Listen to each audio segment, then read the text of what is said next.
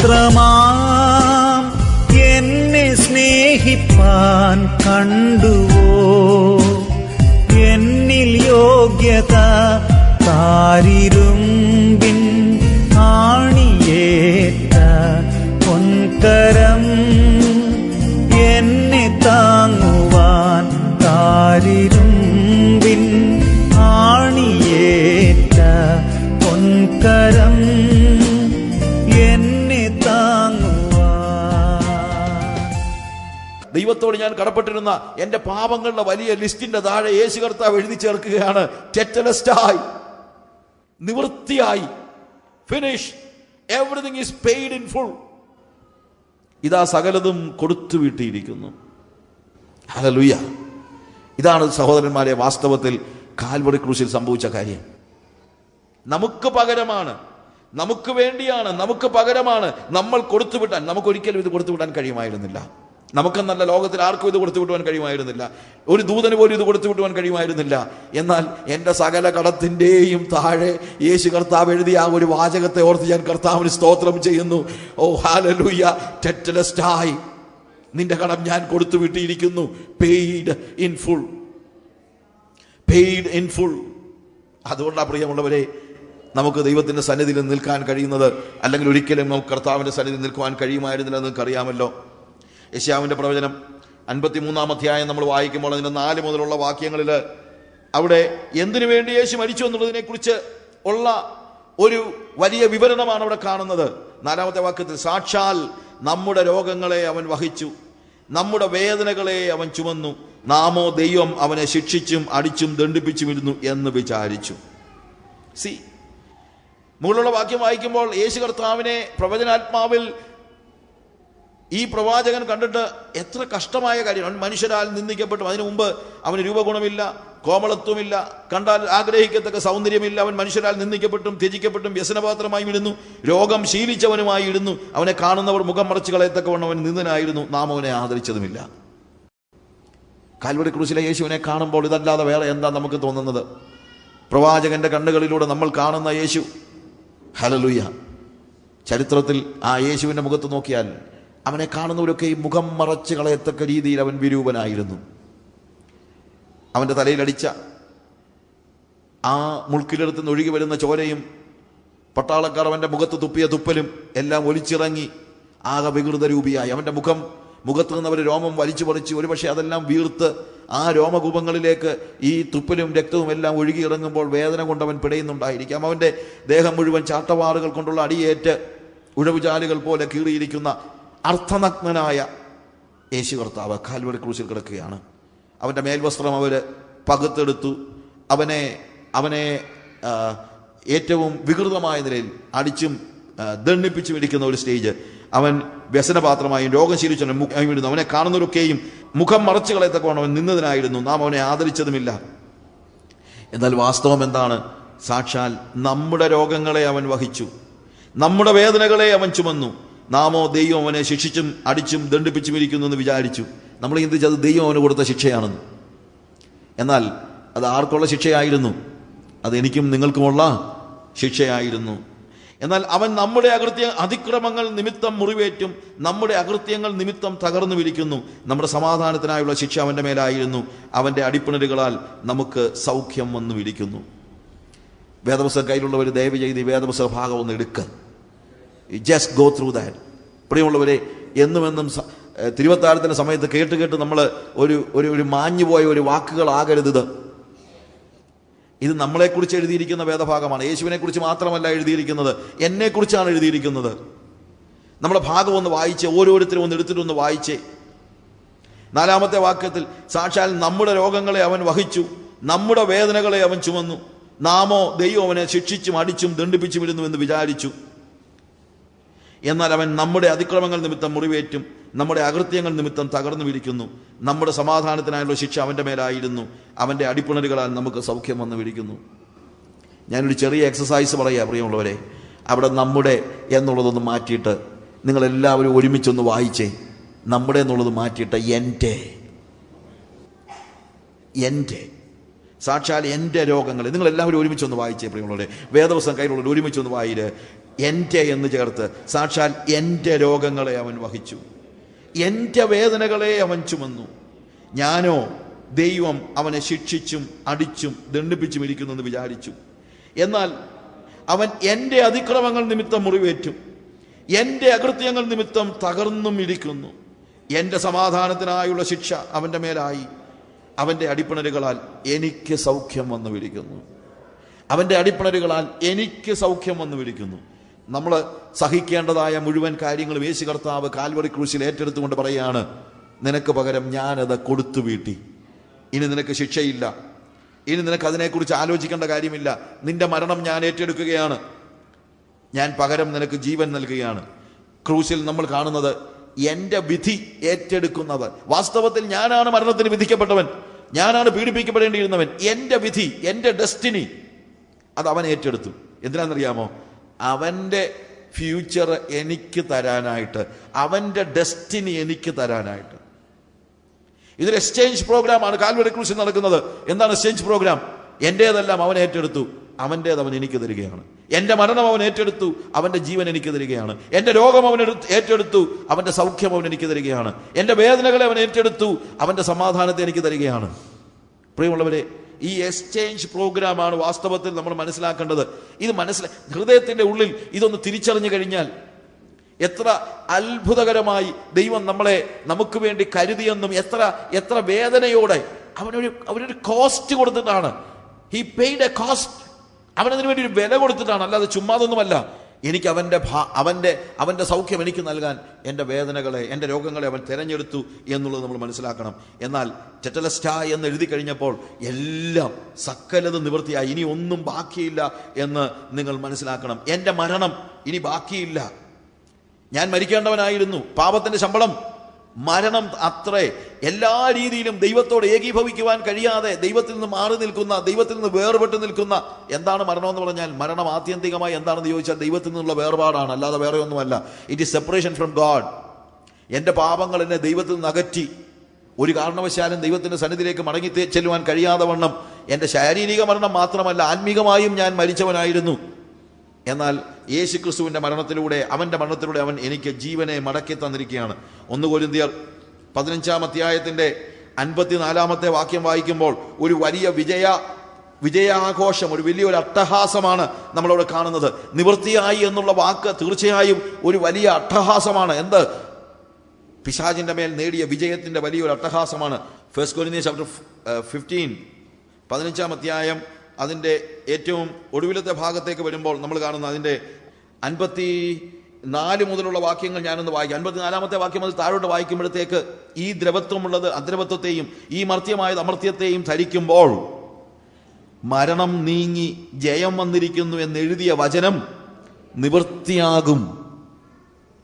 നമ്മൾ സ്വർഗത്തിലേക്ക് പ്രവേശിക്കുമ്പോൾ നിവൃത്തിയുടെ ആ പാരമ്യതയിലേക്ക്, ഞാൻ പറഞ്ഞല്ലോ, സൃഷ്ടിയിൽ നിവൃത്തിയുണ്ടായി, വീണ്ടെടുപ്പിൽ നിവൃത്തിയുണ്ടായി.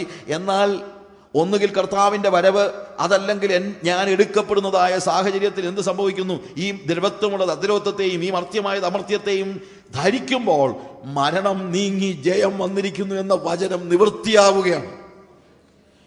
അതിനാ അവൻ മരിച്ചത്, എനിക്ക് ജയം നൽകാനായിട്ട്. അതുകൊണ്ടാണ് ഞാൻ പറഞ്ഞത് ഇതൊരു വിജയാഘോഷമാണ്. യേശു കർത്താവ് കാൽവരി ക്രൂശിൽ നിവൃത്തിയായെന്ന് പറയുന്നത് ഒരു വിജയാഘോഷമാണ്. ഇനി ഒന്നും ബാക്കിയില്ലാത്ത നിലയിൽ പൂർണ്ണമായും കൊടുത്തു വീട്ടി. താഴോട്ട് വായിക്കുമ്പോൾ, ഹേ മരണമേ നിന്റെ ജയം എവിടെ? ഹേ മരണമേ നിന്റെ വിഷമുള്ളവിടെ? മരണത്തിന്റെ വിഷമുള്ള പാപത്തിന്റെ ശക്തിയോ ന്യായപ്രമാണം. നമ്മുടെ കർത്താവായ യേശു ക്രിസ്തു മുഖാന്തരം നമുക്ക് ജയം നൽകുന്ന ദൈവത്തിന് സ്തോത്രം. ഒരു വിജയാഹ്ലാദമാണ്. നമ്മുടെ കർത്താവായ യേശു ക്രിസ്തു മുഖാന്തരം നമുക്ക് ജയം നൽകുന്ന ദൈവത്തിന് സ്തോത്രം. ഹേ മരണമേ നിന്റെ ജയം എവിടെ? ഹേ മരണമേ നിന്റെ വിഷമുള്ളവിടെ? മരണത്തിന്റെ വിഷമുള്ള പാപത്തിന്റെ ശക്തിയോ ന്യായപ്രമാണം. ഇത് ശരിക്കും വിഷമുള്ളെന്ന് പറയുന്നത് ഒരു വിഷസർപ്പത്തിന്റെ പല്ലുണ്ടല്ലോ, വിഷസർപ്പത്തിന്റെ പല്ലുകളെ കുറിച്ചാണ് പറയുന്നത്. വിഷസർപ്പത്തിന്റെ എല്ലാ പല്ലുകളും വിഷപ്പല്ലുകളല്ലെന്ന് നമുക്കറിയാം, ഇല്ലേ?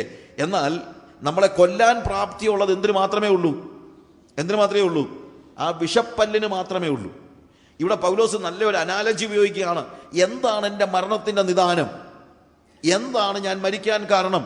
ഞാൻ മരിക്കാൻ കാരണം എന്താണ്? അവിടെ പറയുന്നത്, ഹേ മരണമേ നിന്റെ ജയം എവിടെ? ഹേ മരണമേ നിന്റെ വിഷമുള്ള എവിടെ? മരണത്തിന്റെ വിഷമുള്ള പാപം, പാപത്തിന്റെ ശക്തിയോ ന്യായപ്രമാണം. മരണത്തിന്റെ വിഷമുള്ള പാപം, പാപത്തിന്റെ കൊത്തേറ്റത് കൊണ്ടാണ് ഏത് മനുഷ്യനും മരിക്കുന്നത്. പാപത്തിന്റെ കൊത്തേൽക്കാത്ത ഒരാളും എന്ത് ചെയ്യത്തില്ല? മരിക്കത്തില്ല.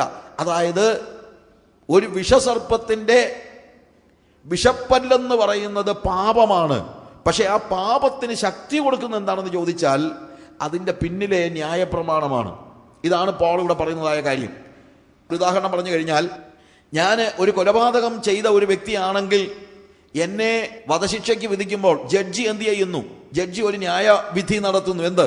ഇയാൾ ഇന്ന കാര്യങ്ങൾ ചെയ്തതുകൊണ്ട് വധശിക്ഷയ്ക്ക് യോഗ്യനാണ്, ഇയാളെ വധശിക്ഷയ്ക്ക് വിധിക്കുന്നു. ഈ വധശിക്ഷയ്ക്ക് വിധിക്കാൻ ജഡ്ജിക്ക് അധികാരം കൊടുത്തതാരാ? ജഡ്ജിയാണ് ശരിക്കും പറഞ്ഞാൽ എന്നെ വധശിക്ഷയ്ക്ക് വിധിക്കുന്നത്, ഇല്ലേ? പക്ഷേ ആ ശിക്ഷ നിർവഹിക്കപ്പെടുന്നത് എന്തുകൊണ്ടാണെന്ന് ചോദിച്ചാൽ അതിൻ്റെ പിന്നിൽ മറ്റൊരു ശക്തി ഉള്ളത് കൊണ്ടാണ്. എന്താണ് ശക്തി? ഇവിടുത്തെ ലോയാണ്, Indian penal code. Indian penal code ഇല്ലെങ്കിൽ ഞാനൊരാളെ കൊന്നാലും എന്നെ ശിക്ഷിക്കാൻ കോടതിക്ക് കഴിയത്തില്ല. ശരിയല്ലേ? ഇന്ത്യൻ പീനൽ കോഡ് ഇല്ലെങ്കിൽ ഞാനൊരാളെ കൊന്നാലും എന്നെ ശിക്ഷിക്കാൻ ജഡ്ജിക്ക് കഴിയത്തില്ല. ഇതേപോലെ ഒരു മനുഷ്യന്റെ മരണത്തിന് പിന്നിൽ പ്രവർത്തിക്കുന്ന വിധി എന്ന് പറയുന്നത് അവന്റെ പാപമാണ്. ഇവൻ പാപം ചെയ്തത് കൊണ്ട് പാപത്തിന്റെ ശമ്പളം എന്താണ്? മരണം. എന്നാൽ പാപം എന്താണെന്ന് ഡിഫൈൻ ചെയ്തിരിക്കുന്നത് എവിടെയാണ്? ന്യായപ്രമാണത്തിനാണ്. അതുകൊണ്ടാണ് മരണത്തിന്റെ വിഷമുള്ള പാപം, പാപത്തിന്റെ ശക്തിയോ ന്യായപ്രമാണം എന്ന് പറയുന്നത്. അവിടെ ന്യായപ്രമാണം മോശമാണെന്ന് പറയുന്നില്ല പ്രിയമുള്ളവരെ, ന്യായപ്രമാണം മോശമാണെന്ന് പോൾ പറയുന്നില്ല. പക്ഷെ ന്യായപ്രമാണമാണ് എന്ത്? എൻ്റെ പാപത്തിന് എന്നെ ശിക്ഷ നൽകാൻ തക്കവണ്ണം ശക്തിയുള്ളതാകുന്നത്, അല്ലെങ്കിൽ ശക്തി പകരുന്നത്. അതിൻ്റെ അർത്ഥം ന്യായപ്രമാണം എനിക്ക് എതിരാണെന്നല്ല. ന്യായപ്രമാണം നമുക്ക് ആർക്കും എതിരല്ല. ഇന്ത്യൻ പീനൽ കോഡ് ആർക്കെങ്കിലും എതിരാണോ? തെറ്റ് ചെയ്യുന്നവനല്ല ഉള്ളോ എതിരായിട്ടുള്ളത്?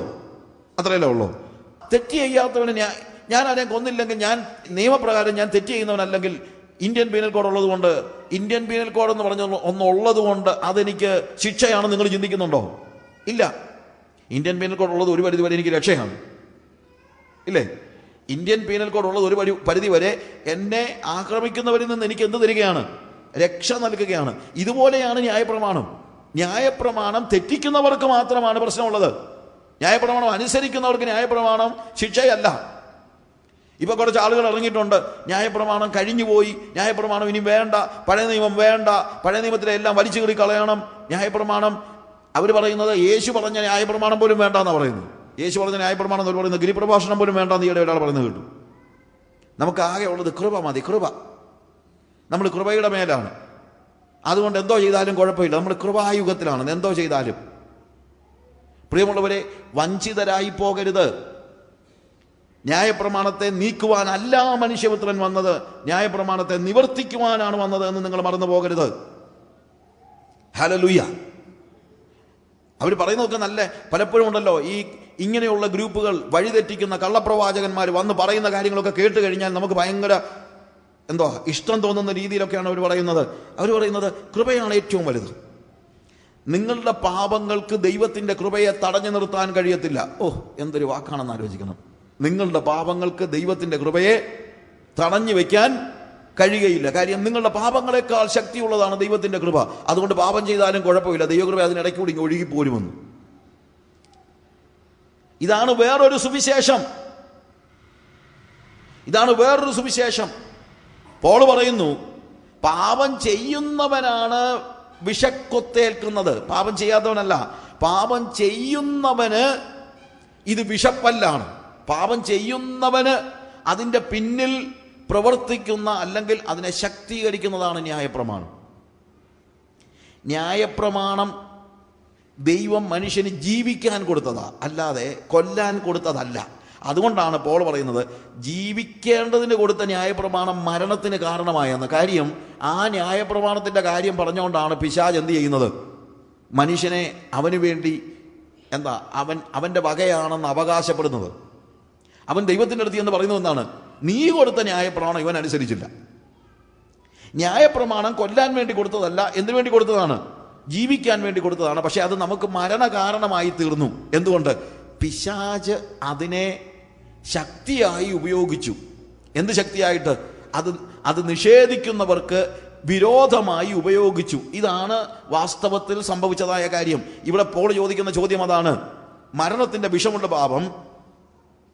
പാപത്തിന്റെ ശക്തിയോ ന്യായപ്രമാണം? വിഷപ്പല്ലിനകത്തും വിഷസഞ്ചിയിലെ വിഷമില്ലെങ്കിൽ വിഷപ്പല്ലുകൊണ്ട് കുത്തിയാലും എന്തുണ്ടാകുന്നില്ല? പ്രശ്നമുണ്ടാകുന്നില്ല. ന്യായപ്രമാണം അനുസരിക്കാത്തത്, അത് ന്യായപ്രമാണത്തിന്റെ ലംഘനമാണ് വിഷപ്പല്ലിലൂടെ ഇറങ്ങി വരുന്ന ശിക്ഷ എന്ന് പറയുന്നത്. എന്നാൽ യേശു കർത്താവ് കാൽവരി ക്രൂശിൽ ചെയ്തതെന്നറിയാമോ? ഈ പാപത്തിന്റെ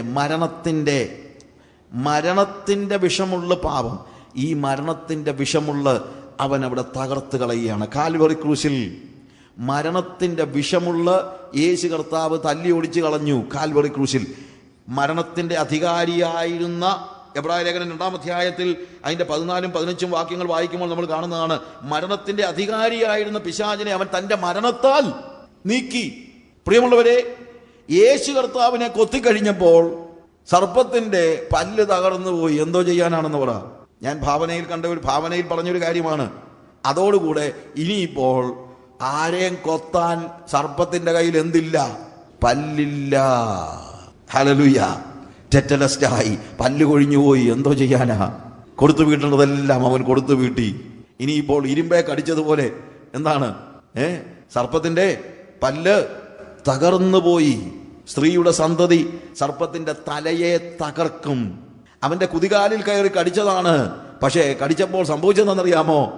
അതുകൊണ്ട് സംഭവിച്ചത് എന്താണ്? അവന്റെ പല്ല് കൊഴിഞ്ഞുപോയി. ഹേ മരണമേ, നിന്റെ വിഷപ്പല്ല് എവിടെ? ഹേ മരണമേ, നിന്റെ വിഷപ്പല്ല് എവിടെ? ഹേ മരണമേ, നിന്റെ ജയം എവിടെ? മരണം നീങ്ങി ജയം വന്നിരിക്കുന്നു. കാരണം അവൻ ഞാൻ മരിക്കുന്നതിന് കാരണമായ, അതിൻ്റെ പിന്നിൽ പ്രവർത്തിക്കുന്ന എൻ്റെ പാപത്തിന്റെ ശക്തിയാൽ എനിക്കെതിരെ ഉണ്ടായിരുന്ന ശിക്ഷയെ, ഞാൻ ചെയ്ത പാപങ്ങളുടെ ലിസ്റ്റിനെ അവൻ എന്ത് ചെയ്യുന്ന പറഞ്ഞിരിക്കുന്നത്? അവൻ മാറ്റിക്കളഞ്ഞു എന്നുള്ളതാണ് നമ്മൾ കാണുന്നത്. ഇത്രമാം എന്നെ സ്നേഹിപ്പാൻ കണ്ടുവോ എന്നിൽ യോഗ്യത? ഇത്രമാം എന്നെ സ്നേഹിപ്പാൻ കണ്ടുവോ എന്നിൽ യോഗ്യത? താരിരുമ്പിൻ ആണിയേറ്റ പൊൻകരം എന്നെ താങ്ങുവാൻ, താരിരുമ്പിൻ ആണിയേറ്റ പൊൻകരം എന്നെ താങ്ങുവാൻ.